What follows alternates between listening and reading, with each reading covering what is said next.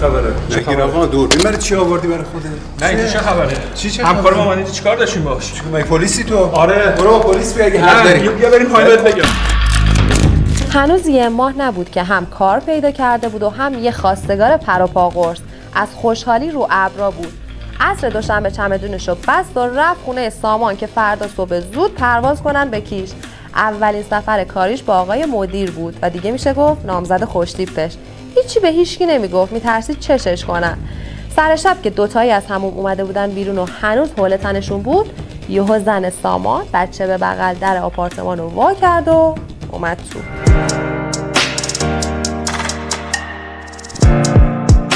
دوستای خوب و نازنینم سلام، به کانال کارگاه اسمیت خیلی خوش اومدین. کامنت های باحالتون کلی به من انرژی میده و ممنونم که نظراتتون رو برام مینویسین. قبل از اینکه برنامه جذاب امروزمون رو شروع کنیم یه بار دیگه یادآوری میکنم بابت سابسکرایب و لایک و زدن زنگوله برای باخبر شدن از ویدیوهای جدیدمون. خب مثل همیشه بی معطلی بریم و نگاهی بندازیم.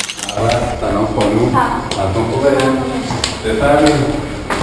چیزی راحت دیدید؟ چی؟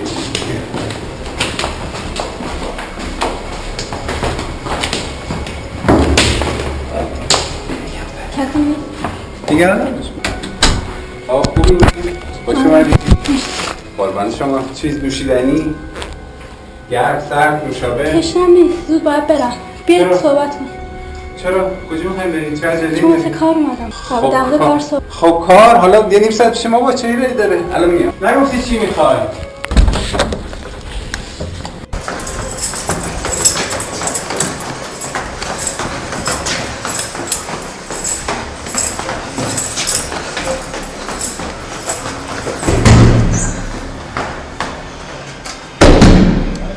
آقا بیا. چه خبره؟ نگیر آقا دوربین برای چی آوردی برای خودت؟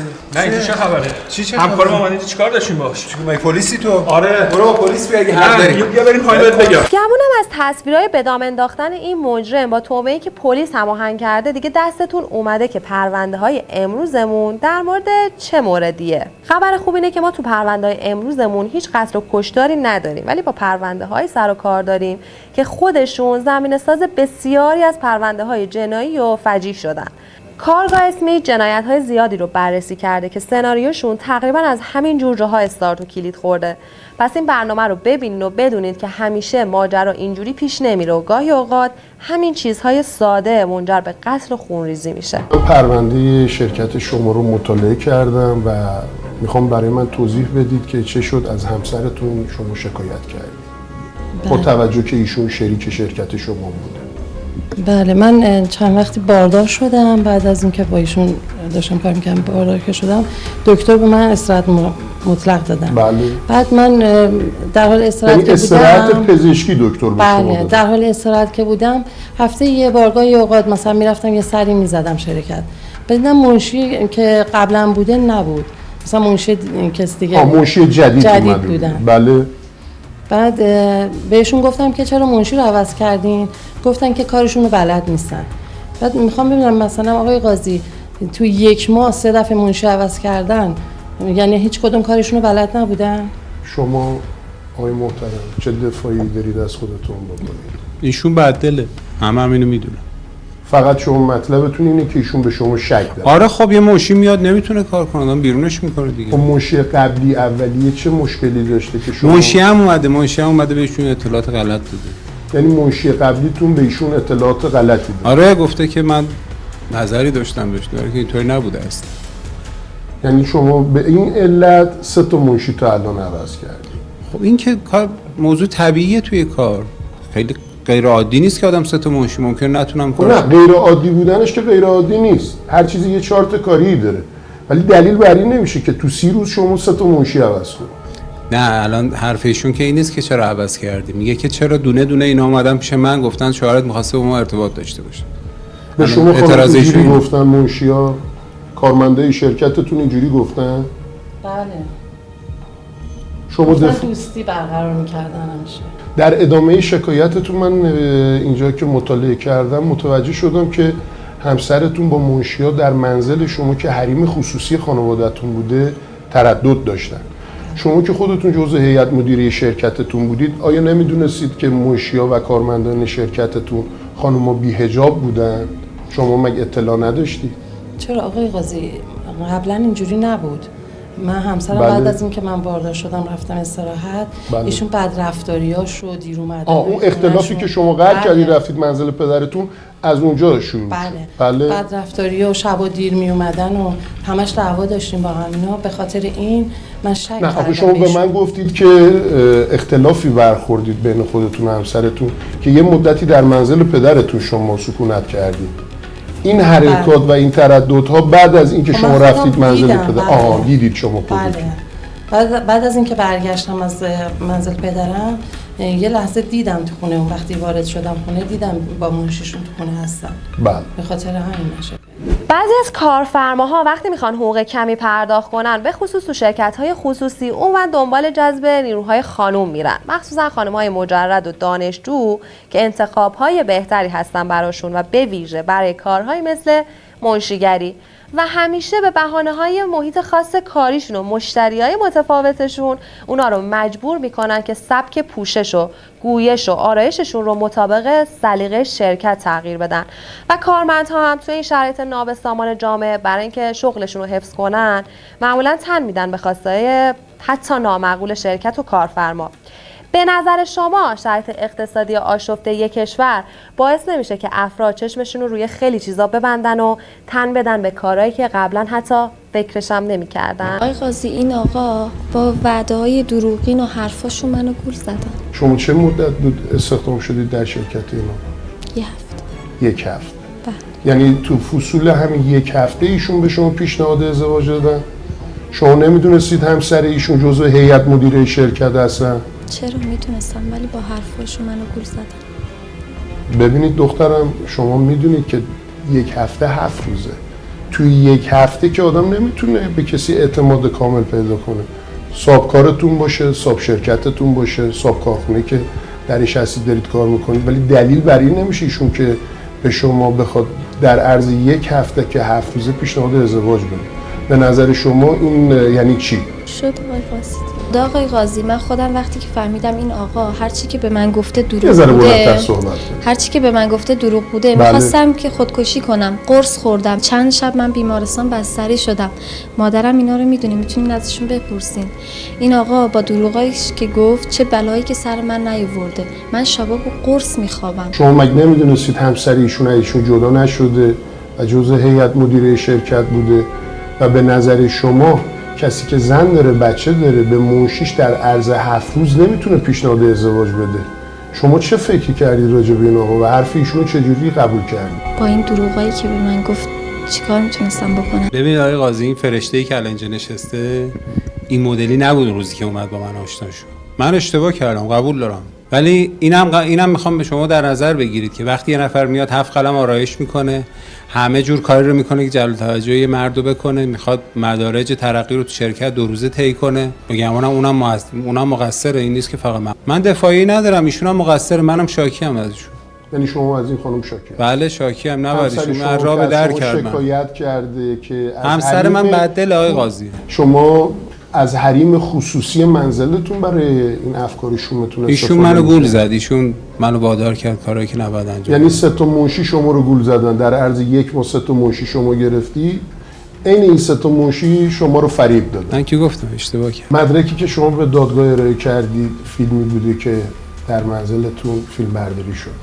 خب نه، من میخوام ببینم به غیر از این فیلمی که شما در منزلتون جاساز کردید و فیلم برداری شده، میخوام ببینم مدرک دیگه‌ای هم هست دلیل بر کارهای شوهرتون؟ من همیشه بهشون شک داشتم، همیشه هم بهشون میگفتم، رفت آمدهای نامشروع داشتن، همیشه تذکر میدادم میگفتن از لحاظ کلاهبرداری. نه ببینید، بحث کلاهبرداری شما دارید جلو میکشید، اون مال پرونده دیگه است. الان مربوط به این برنامه هستش که شما همسرتون با منشی‌هاشون رابطه نامشروع داشت. بله. راجع به این پرونده تو صحبت کنید. از این دسته پرونده ها کم نداریم، مدیرایی که فکر میکنن خیلی بچه زرنگن و دارن از کارمنداشون سوء استفاده میکنن و میتونن سر کیسه رو یکم شل کنن، ولی بدون تعهد و مسئولیت پذیری نسبت به یک کارمند زن ازش بهره عاطفی و جنسی ببرن. از اون طرف کارمندایی هم هستن که یا فکر میکنن دارن انتقام بقیه زنا رو از مردای حول و هوس باز میگیرن، یا فقط به فکر تیغ زدنن و میگن چشمش کور برامون خرج کنه و به خاطر 4 تا لذت زود گذر آینده زندگیشونو به خطر میندازن، یا میخوان 2 شبه راه 100 ساله رو طی کنن و این میانبر تاریک و خطرناک رو انتخاب میکنن. در هر دو طرف هم قربانی داریم و هم سوء استفادهگر. فرقی نمیکنه. گاهی کارمند مدیر رو قربانی اهدافش میکنه و بعضی وقتا مدیر کارمند ساده دلش رو با زبون چرب و نرم قربانی وعده وعیداش میکنه. اما در هر دو حالت هم خاطی و هم قربانی مسئولن، چون انتخاب کردن و پذیرفتن وارد این مسیری بشن که گاهی میدونن اخلاقی و انسانی نیست. ایشون چطوری سعی کرد با شما ارتباط برقرار کنه؟ آقای قاضی، من رفته بودم شرکت واسه استخدام، آگهی استخدام داده بودن. بعد این آقا رو اونجا دیدم، رفتم فرم پر کردم، اونجا استخدام شدم. همون جلسه اول ایشون از شما تقاضا کردن که تشریف ببرید منزلشون؟ نه، بعد چند روز به من گفت ازت خوشم اومده، گفت مجردم. بعد منو دعوت به شام کرد. به خدا قسم نمیدونستم زن و بچه داره. کی از آشناییت شما میگذره؟ 2-3 ماهی میشه. یعنی تو این 2-3 ماه شما با ایشون اینقدر صمیمی شده بودید که ایشون شما رو دعوت به منزلشون کردن؟ بله طبعا. به نظرتون 2-3 ماه زمان مناسبیه واسه آشنا شدن؟ به من گفت قصدم ازدواجه. بعد خانواده شما در جریان این امر بودن؟ نه. خب شما چه دفاعی دارید از خودتون بکنید؟ من آقای قاضی فقط میتونم بگم که شد. خب نه، شد که نمیشه. رو چه حسابی شما به این خانم پیشنهاد ازدواج کردید؟ با اینکه متأهل بودی، زن و بچه داشتی، ایشون قرار بوده کارمند شرکت شما بشه.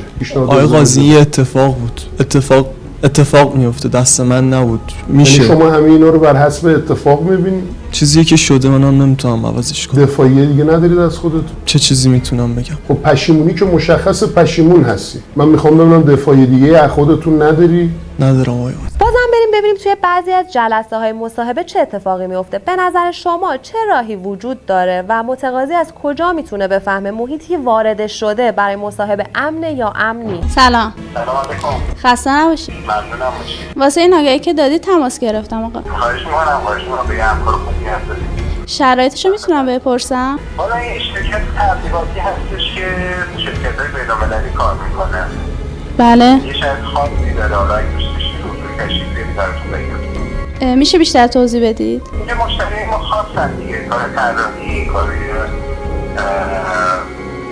اینها داریم که اینا در ضمانیه که اینا در ارتباط با مشتری بین‌المللی هستش. خب شما اینجا شرط اولش اینه که حجاب نداشته باشید. بله. دیگه میشه کم بیشتر بازش کنید، توضیح بدید؟ باشه. پس لطف کنید آدرس رو بدید. خانم طارقانی الان دورون رو ضبطه، به همون ترتیبی که بهتون گفتم برید تو، سعی کن اعتمادش رو جلب کنید، نگران چیزی هم نباشید.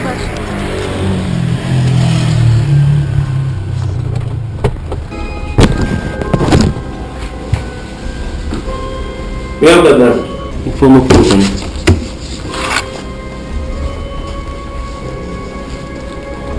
پر شد تشریف بیاری بشم. بیام اتاقتون. بفرمایید.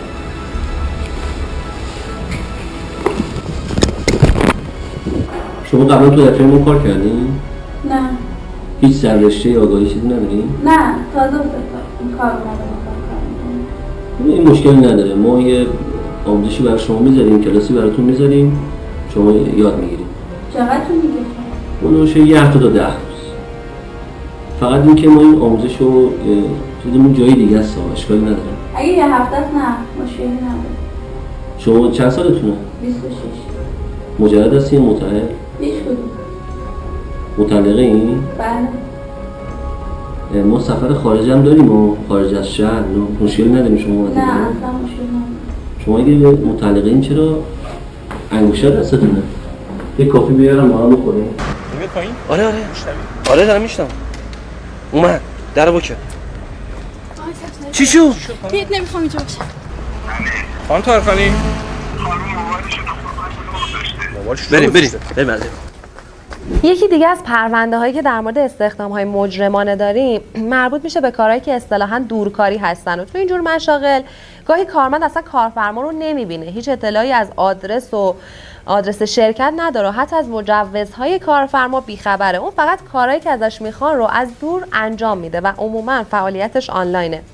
اما در حقیقت زمان اعلام جرم و شکایت هیچ خبری از کارفرما نیست و فقط هویت کارمند، اطلاعات شخصیش و آدرس و شماره تلفنش به عنوان مجرم دست شاکی و پلیسه. خب بگید چطوری با این شرکت آشنا شدیم؟ از طریق آگهی بود. چون چند وقتی بود شوهرم بیکار شده بود، من دنبال کار میگشتم. خب 2 تا بچه کوچیک خونه داشتم. گفتم که خب این کار به درد من میخوره، چون هم خونه حواسم به بچه‌هاست، هم که یعنی دنبال یه کاری بودید که بتونید تو خونه باشین، هم بچه‌هاتون نگهداری کنین، هم به کارتون برسید. اینجوری برام بهتر بود. بعد زنگ زدم، خودم خبر نداشتم، نمیدونستم ماشین مکاتبه چیه.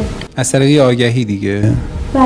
خب زنگ زدم بهم گفتن که همه چی برام پست میکنن. و نیازی نیست شما شرکت برید. کارتون شروع کردین؟ بله، خونه موندم و برام پست میکردن و من کارش رو انجام دادم. یکی دیگه از اتهامات شما کلاهبرداری از طریق استخدام منشی مکاتبه‌ایه، در صورتی که همه پول‌ها به حساب شما واریز میشد ولی رسید رو باید منشی مکاتبه‌ای شما صادر میکرد. توضیح دارین در این رابطه؟ من کلاهبرداری نکردم، فقط قرار بود یه سری جنس به دست ما برسه که نرسید، خاطر همین به دردسر افتادیم. از مشتری سفارش گرفته بودیم، چاره‌ای نبود. شما سوال من متوجه شدین؟ پول به حساب شما میرفت ولی رسید رو کسی دیگه صادر میکرد. در مورد این توضیح بدین لطفا. فکر استخدام منشی مکاتبه از کجا به ذهنتون رسید؟ به خاطر خانواده‌ام بود. خانومم بهم شک داشت. منم تصمیم گرفتم به خاطر اینکه بهش ثابت کنم شرکت رو از طریق منشی مکاتبه‌ای بچرخونم. یعنی که بگین این منشی توی دفتر شما حاضر نیست، جای دیگه هستش؟ بله.